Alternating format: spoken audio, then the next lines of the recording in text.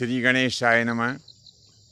प्रिय बंधुओं, वर्तमान के समय में हम यज्ञ और पूजा संबंधी कार्य में जिन कलशों का उपयोग करते हैं, यह कलश कुंभकार महोदय के द्वारा चाक के ऊपर निर्मित किए जाते हैं। यह कलश मध्यम कोटि के होते हैं। सर्वोत्तम कलश वो होता है जिसे हम अपने हाथ से निर्मित करते हैं। यदि हम अपने हाथ से निर्मित किए हुए कलश का उपयोग यज्ञ और पूजा संबंधी कार्य में करते हैं तो उसका अनंत गुना पुण्य फल हमें प्राप्त होता है। यज्ञ जैसे कार्य में श्रवा बहुत महत्वपूर्ण होता है और इस श्रवा के द्वारा हम विभिन्न प्रकार के यज्ञ करते हैं, तो इसमें अशुद्धि भी प्रवेश कर जाती है। फिर इस श्रवा को शुद्ध करने के लिए इसे अग्नि में तपाना परम आवश्यक हो जाता है।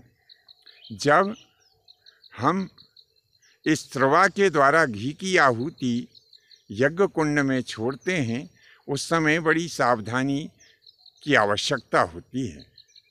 इसे बड़े विचार के पकड़ना चाहिए।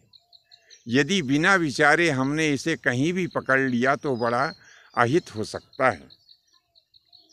यदि आपने अभी तक हमारा चैनल लाइक सब्सक्राइब नहीं किया हो तो तुरंत ही बेल आइकन दबाएं, चैनल की सदस्यता लें ताकि आपको ऐसे और दूसरे ज्ञानवर्धक वीडियो प्राप्त हो सकें।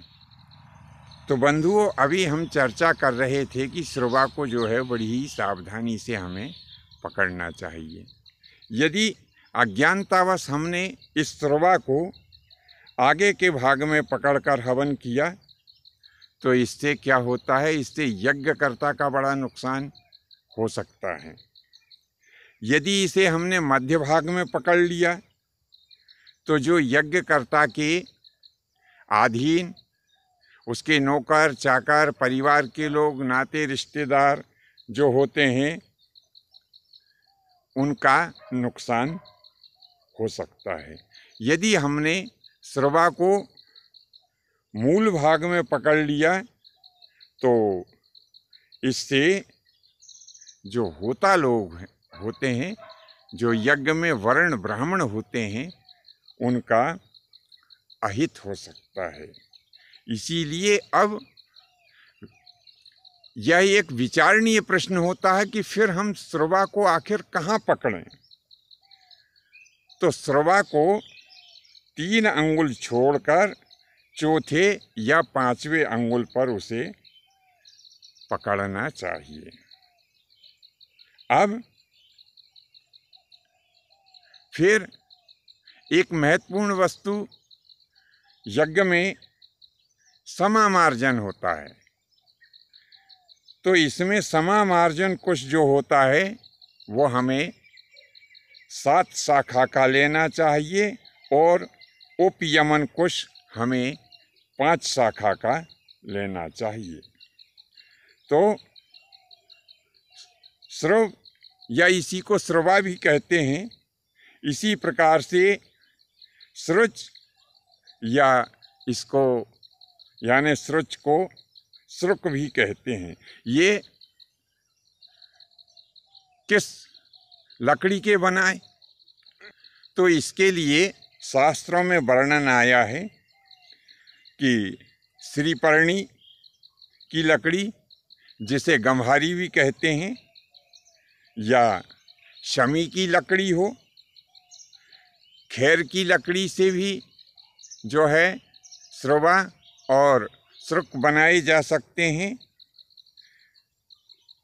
कटाई, जिसे कंटकारी या कटेरी भी कहते हैं,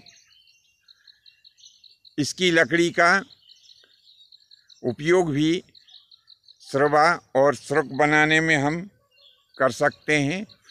सबसे उत्तम जो पलाश वृक्ष होता है, जिसे खाकर अथवा खाकरी भी कहते हैं, कहीं कहीं इसे छेवला भी कहा जाता है। तो ये जो पलाश की लकड़ी होती है, ये श्रवा और श्रुक बनाने के लिए बहुत ही उत्तम होती है। कहा गया है कि चंदन के पश्चात पलाश ही सर्वोत्तम वृक्ष माना गया है। तो इस प्रकार से जो हमने पहले वस्तुएं बताई हैं, जब हम इनको बना करके फारिग हो जाएं तो इनके ऊपर जो जल का सिंचन हमें कर लेना चाहिए, क्योंकि जिस समय हम इनको बना रहे होते हैं उस समय इन्हें बनते हुए कई लोग देखते हैं, तो उससे क्या होता है कि दृष्टि दोष इनमें प्रवेश कर जाता है। उस दृष्टि दोष को दूर करने के लिए इनके ऊपर जल का सिंचन करके इन्हें पवित्र कर लेना चाहिए, और पवित्र करने के पश्चात फिर जो है यज्ञ जैसे कार्य में इनका प्रयोग हमें करना चाहिए। यज्ञ की पूर्णता के लिए हमें पूर्ण पात्र का दान अवश्य करना चाहिए। जब तक कि हम पूर्ण पात्र का दान नहीं कर देते हैं तब तक यज्ञ सफल नहीं होता है। तो बंधुओं, आपको हमारे द्वारा दी गई यह जानकारी कैसे लगी, नीचे कमेंट्स बॉक्स में अवश्य लिखें। आज के लिए बस इतना ही। शेष फिर कभी नए विषय के साथ में आपकी सेवा में उपस्थित होंगे। आज्ञा दीजिए। धन्यवाद। जय माता की, जय परशुराम जी की।